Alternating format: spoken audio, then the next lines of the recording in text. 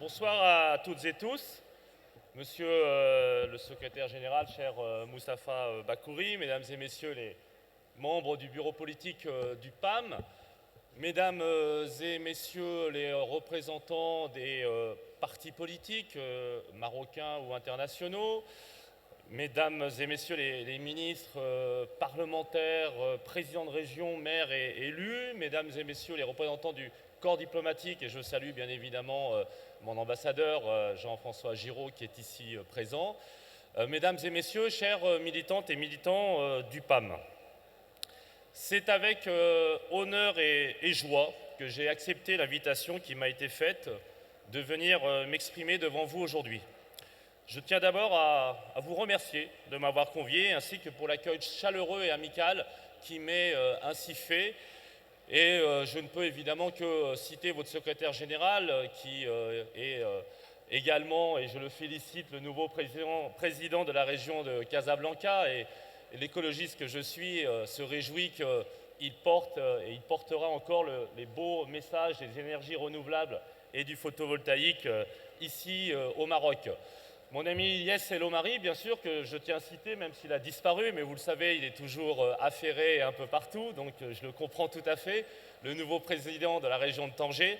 Et je ne pourrais ne pas citer, évidemment, peut-être le plus français, le plus européen d'entre vous et d'entre nous, c'est-à-dire mon ami Abderrahim Atmoun, qui dispense énormément de temps, tout à la fois au Parlement français, en Italie, à Bruxelles, auprès du Parlement européen, pour faire avancer la cause, bien sûr, du Maroc, mais celle de l'amitié marocaine et européenne.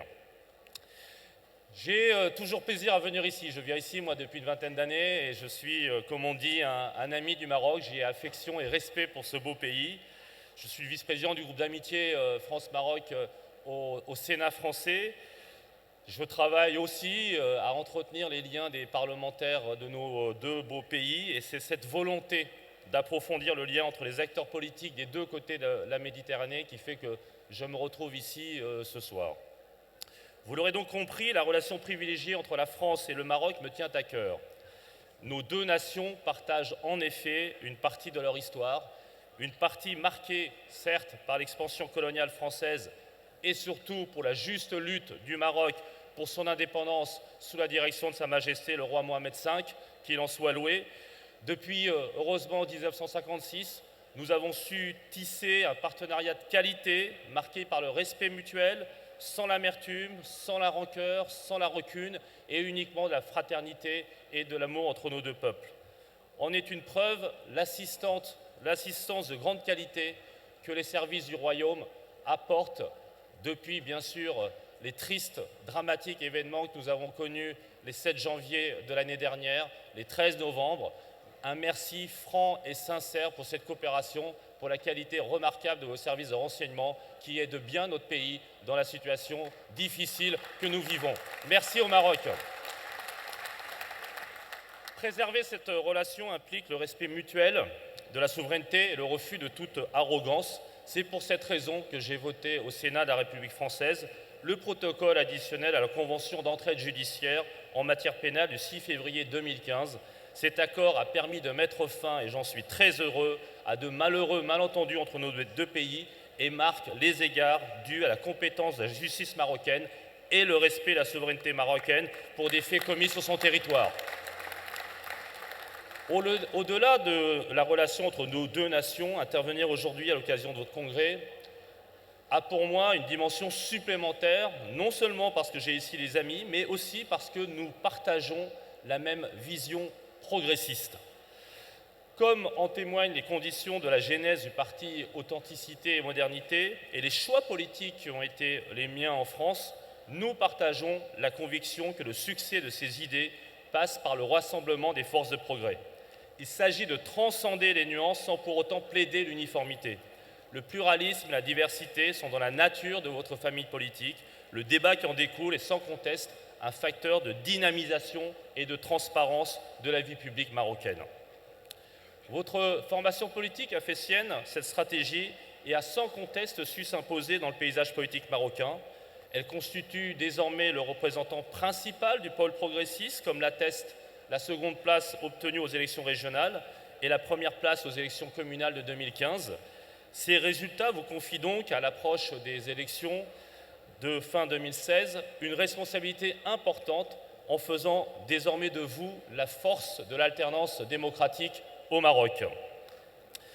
L'ambition progressiste que nous avons en partage ne signifie pas pour autant le progrès pour le progrès. Elle s'adresse toujours à une nation, communauté humaine, qui a son histoire, ses références, ses repères et sa culture propre. C'est d'ailleurs tout le sens de la dénomination de votre parti. La modernité, si elle doit être embrassée, ne signifie pas l'abandon des points de repère culturels et des traditions, en ce sens qu'elle structure, c'est-à-dire l'authenticité. Ce progressisme est donc avant tout un réformisme pragmatique, valeur que je partage. L'attachement de votre formation politique aux réformes libérales initiées par Sa Majesté le roi Mohamed VI, et notamment la nouvelle Constitution de 2011, qu'elle a contribué à élaborer par ses propositions et à faire adopter par référendum, souligne bien cette conception du progressisme. D'où l'équilibre de l'architecture institutionnelle que vous défendez, celle d'une monarchie parlementaire résolument tournée vers la démocratie et les droits de l'homme, mais où Sa Majesté le roi, symbole par excellence de la permanence et de la tradition, dispose de prérogatives importantes, notamment en tant qu'arbitre de la vie publique et garant des institutions. Ce cadre de synthèse vous permet de formuler des propositions fortes comme l'approfondissement de l'égalité homme-femme, et c'est le PAM, et Dieu qu'il en soit remercié, qui a mis au cœur de cette problématique dans la vie politique marocaine. Il suffit de voir la présence nombreuse de femmes dans la direction et dans la salle.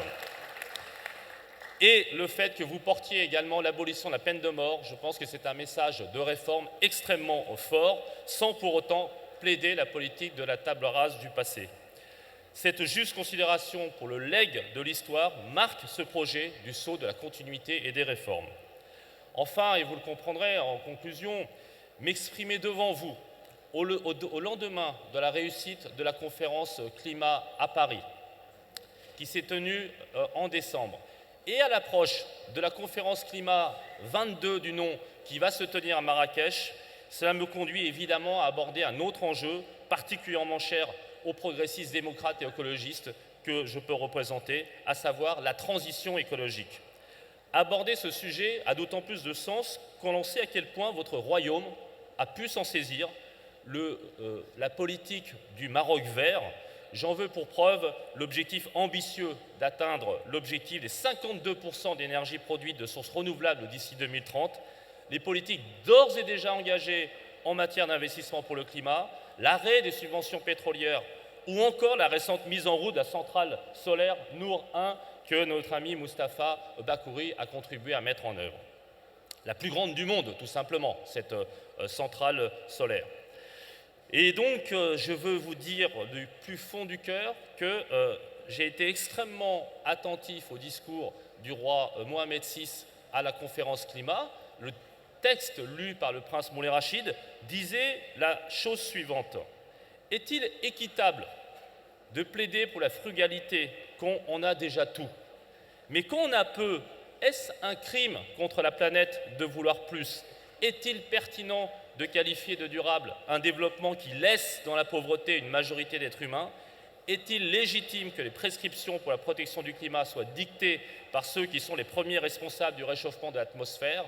Évidemment, toutes ces questions, c'est légitime. Et justement, l'un des grands débats que nous aurons autour de l'Euroméditerranée, c'est cette conciliation entre le développement économique équilibré et juste des deux côtés de la Méditerranée et la transition écologique et la transition énergétique et la protection de la nature et du développement durable.